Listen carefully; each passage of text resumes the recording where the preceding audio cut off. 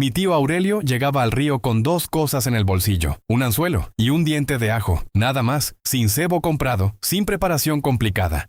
Frotaba el ajo en el anzuelo durante 30 segundos, con esa calma de quien hace algo que no necesita justificar. Después lanzaba al agua sin apuro. Yo tenía 12 años. Me parecía ridículo. Pero ese hombre sacaba bagres cuando el río no daba nada. Sacaba mojarras gordas en tardes que todos los demás se iban con la canasta vacía.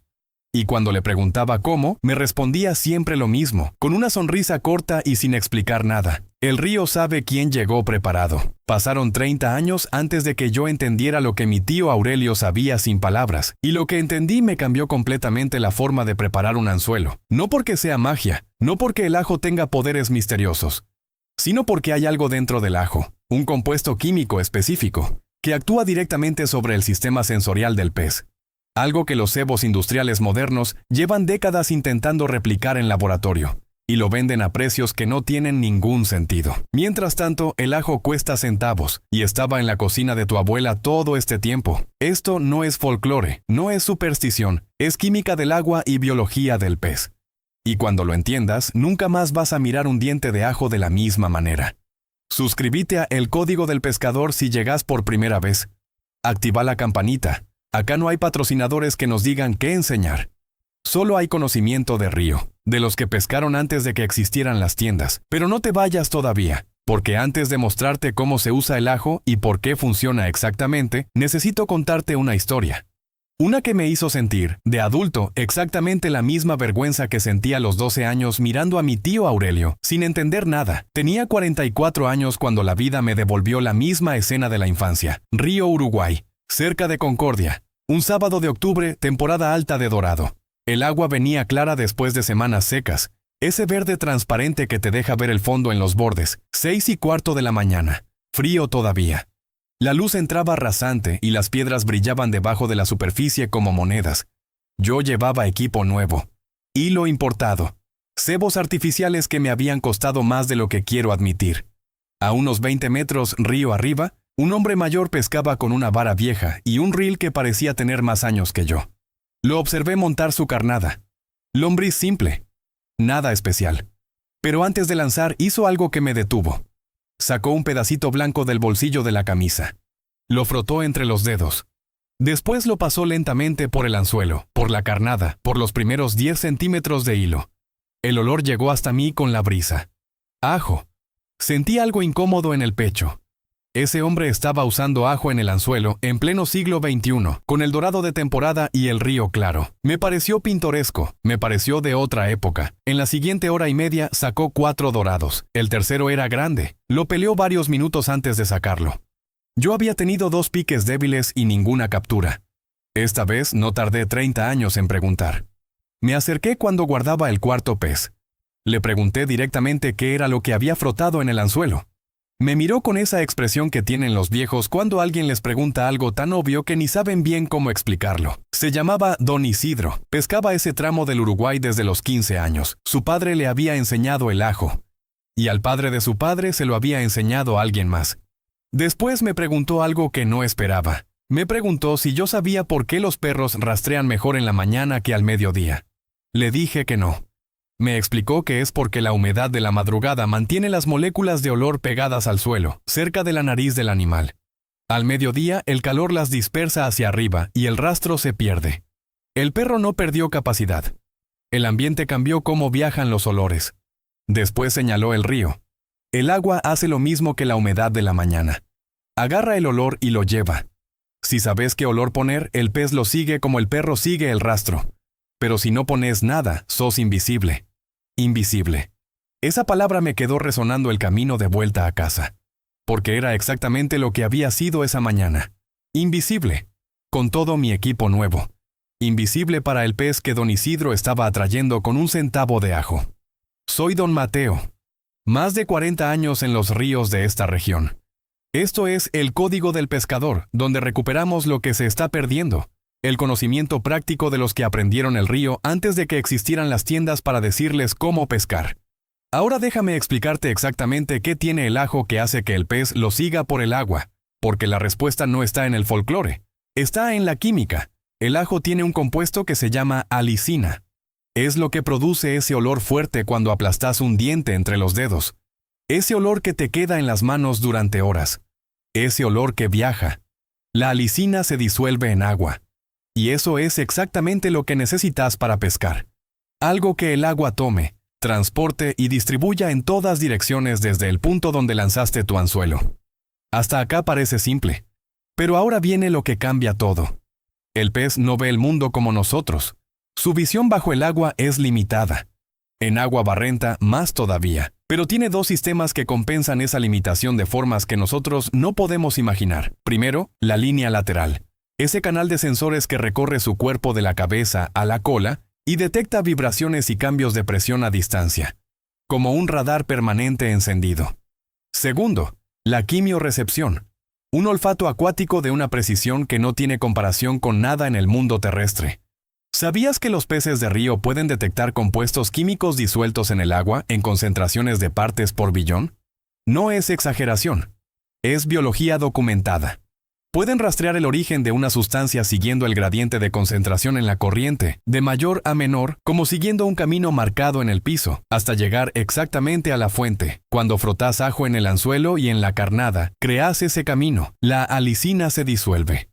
La corriente la distribuye en un cono que se abre desde tu anzuelo hacia aguas arriba. Ese cono puede extenderse varios metros dependiendo de la temperatura y la velocidad del río. Cualquier pez que entre en ese cono recibe la señal. Y la alicina en particular genera una respuesta curiosa en los peces de agua dulce. Activa el comportamiento de búsqueda de alimento. No es que el pez piense que huele a ajo. El pez no sabe qué es el ajo. Lo que pasa es que los compuestos de azufre de la alicina son similares en estructura química a ciertos aminoácidos que se liberan cuando un pez o un invertebrado acuático está herido. Y eso, para un pez predador o carroñero, es una señal clara. Hay comida por acá. Ahora, espera. Porque esto que te acabo de explicar es exactamente lo que usan los cebos industriales más caros del mercado. ¿Sabías que muchos atractores de olor importados tienen alicina sintética entre sus ingredientes?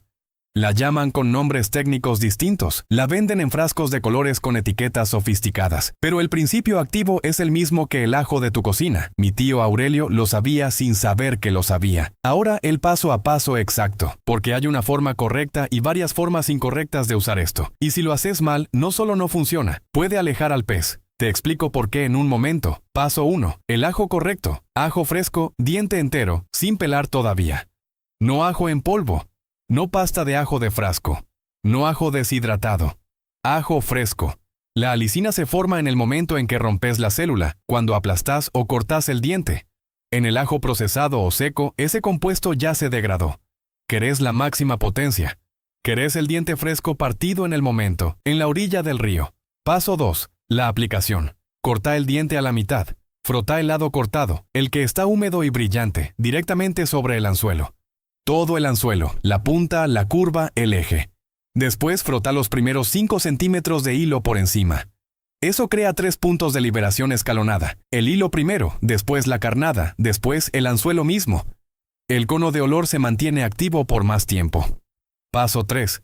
El tiempo de espera. Después de frotar y antes de lanzar, espera 30 segundos con el anzuelo en el aire. Que el olor se asiente sobre la superficie del metal. Que la humedad lo fije. Después monta la carnada y lanza. Paso 4. La renovación. El olor se diluye. En río con corriente moderada, el efecto dura entre 20 y 30 minutos. No esperes una hora pensando que todavía funciona. A los 25 minutos, si no tuviste picada, saca la línea, volvé a frotar, volvé a lanzar. Este es el detalle que más gente omite y que destruye el resultado. Paso 5. La dosis. Una frotada, 2 como máximo, nada más. Y ahora te explico por qué. Porque este es el error que casi todo el mundo comete la primera vez. Cerrá los ojos un segundo. El río corre tranquilo. Tu anzuelo está en el fondo. La corriente toma la alicina y la lleva río arriba en un cono invisible. A 3 metros, un bagre grande está quieto entre las piedras. El olor llega. Algo en su sistema sensorial se activa. Empieza a moverse. Sigue el gradiente. Cada paso lo acerca a una concentración más fuerte. Lo sentís en la línea antes de verlo. Una tensión leve, diferente al peso normal del hilo en la corriente. Después, el jalón, seco. Sin aviso, el pez ya estaba decidido antes de llegar. Dale like si este conocimiento te está abriendo algo. Y contame acá abajo qué especie buscas más cuando salís al río, porque eso cambia algunos detalles de aplicación que quiero responder directamente en los comentarios. Quiero que pienses en algo antes de terminar. Cuando mi tío Aurelio frotaba ese diente de ajo en el anzuelo a los ojos de un chico de 12 años, no parecía un experto. Parecía un viejo haciendo algo raro. No tenía equipos especiales. No tenía vocabulario técnico. No hablaba de alicina, ni de quimiorecepción, ni de gradientes de concentración en la corriente. Pero sacaba bagres cuando el río no daba nada. Y ese resultado silencioso y constante, era el producto de décadas de observación directa del agua. Sin manual. Sin patrocinador, sin revista que le dijera qué comprar, solo él, el río, y lo que el río le fue enseñando cada mañana. Eso es lo que se está perdiendo. Imagina 2 pescadores en el mismo río este sábado. El primero llegó preparado, equipo nuevo, cebo importado, hilo de calidad. Lanzó al canal principal. La carnada se asienta en el fondo, sin olor particular, sin señal, invisible para el pez que pasa a 2 metros y no tiene motivo para detenerse. El segundo llegó con lo mismo en la vara. Pero antes de lanzar, sacó un diente de ajo del bolsillo de la camisa.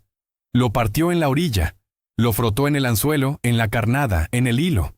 Esperó 30 segundos. Lanzó. La carnada entra al agua. La alicina empieza a disolverse. La corriente toma las moléculas y las lleva río arriba. A los 2 minutos, ese cono tiene 3 metros de largo. Un bagre que estaba quieto entre las raíces levanta la cabeza.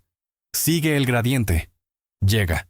Ve la carnada, la toma, mismo río, misma mañana, misma carnada. Una diferencia, un diente de ajo partido en la orilla. Los mejores pescadores que conocí tenían algo en común. Ninguno hablaba mucho. Llegaban al río, miraban el agua un momento, hacían sus preparaciones con calma. No estaban probando el último accesorio, no estaban tratando de impresionar a nadie, estaban pescando. Y pescaban bien porque entendían algo que el mercado nunca quiso enseñarte. Que el río no te debe nada, que el pez no está esperando que vos llegues, que cada salida es un diálogo con el agua y que para ese diálogo hay que prepararse antes de lanzar. El ajo de tu tío, de tu abuelo, del viejo que viste una vez en el muelle y que nunca volviste a ver. Ahora sabes por qué lo tenían siempre en el bolsillo. Y la próxima vez que estés en la orilla y saques ese diente de ajo antes de lanzar, vas a sentir algo difícil de explicar. Los pescadores que leen esto ya lo conocen. Es la sensación de llegar al río preparado de verdad. Suscríbete a El Código del Pescador si todavía no lo hiciste. Activa la campanita para no perderte la técnica de la próxima semana. Dale like si este video te abrió algo que no sabías que tenía cerrado.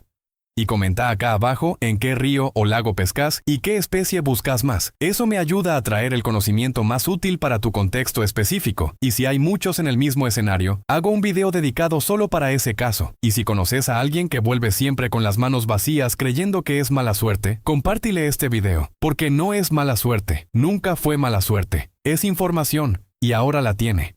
Soy Don Mateo. Esto fue El Código del Pescador. Hasta la próxima pesca.